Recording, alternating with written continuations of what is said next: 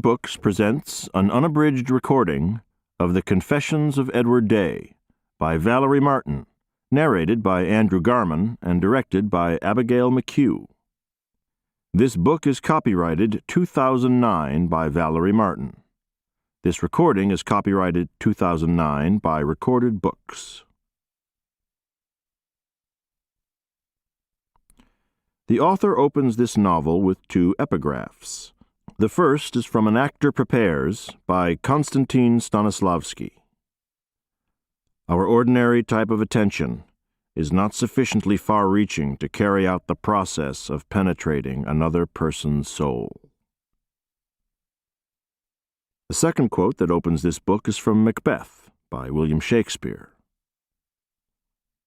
False face must hide what the false heart doth know. And now, The Confessions of Edward Day. Part 1. My mother liked to say Freud should have been strangled in his crib. Not that she had ever read one line of the eminent psychoanalyst's writing, or knew anything about his life and times. She probably thought he was a German. She might have gotten his actual dates wrong by half a century. She didn't know about the Oedipus complex or the mechanics of repression, but she knew that when children turned out badly, when they were conflicted and miserable and did poorly in school, Freud blamed the mother. This was arrant nonsense, Mother declared.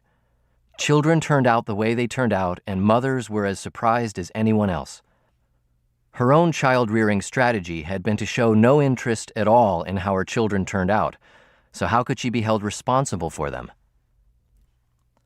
Proof of Mother's assertions might be found in the relatively normal men her 4 sons grew to be, not a pervert or a criminal among us, though my oldest brother, Claude, a dentist, has always shown far too much interest in crime fiction of the most violent and degraded sort, and my profession, while honest, is doubtless in some quarters suspect.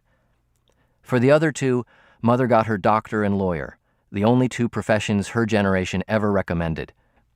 My brother's specialties have the additional benefit of being banal. The doctor is a urologist, and the lawyer handles real estate closings. My mother was a tall, beautiful woman with dark hair, fair skin, an elegant long neck, and excellent posture. She was poorly educated and, as a young mother, intensely practical. My father had various jobs in the civil service in Stamford. His moves were sometimes lateral, occasionally up. She hardly seemed to notice him when we were around, but there must have been some spark between them. She had her sons in sets, the first 2 a year apart, a 5-year lapse, and then 2 more. I was the last, her last effort, this was understood by all, to have a girl. Even if Freud hadn't encouraged me to, I think I'd still have to blame Mother for my craving to be someone else, and not only because she wasn't satisfied with who I am, though she wasn't, not from the start. My middle name is Leslie, and that's what I was called at home. I became Edward when I went away to boarding school in Massachusetts. Mother had gender issues, but none of us realized how serious they were until after she died. This mournful event took place when I was 19, a freshman at the University of North Carolina, and it was preceded by a seismic upheaval that lasted 6 months, during which time Mother left my father for a woman named Helen, who was 10 years her junior and bent on destruction. Mother wasn't naturally a warm person, I know that now, and she must have been lonely and frustrated for years, surrounded from dawn to dark, as she was by the unlovely spectacle of maleness. A frequent expression upon entering a room in which her sons were engaged in some rude or rowdy masculine behavior was, "Why are boys so?" As the youngest, I took this to heart and tried to please her, not without some success.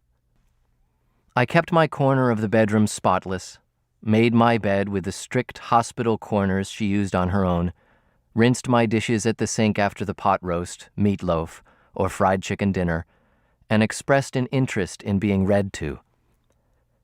I wasn't picky about the stories either. Tales of girlish heroism were fine with me. Hence my acquaintance with the adventures of such heroines as Nancy Drew, the Dana Girls, and all the travails of the shrewdly observant Laura in the Little House books. I know, as few men do, my fairy tales, from Rumpelstiltskin to the Little Goose Girl, stories certainly grisly enough to terrify even a stalwart little boy, and which I take to explain the surprisingly violent images that so often surface in the consciousness exercises of young actresses. Mother was a good reader. She changed her voices for the different characters. She had a cackling crone, a booming Goodfellow, and a frightened little girl in her repertory. And she moved from one to the other with ease. To keep listening to this audiobook, I've left you a link in the description so you can do it, at no cost thanks to Audible's 30-day free trial.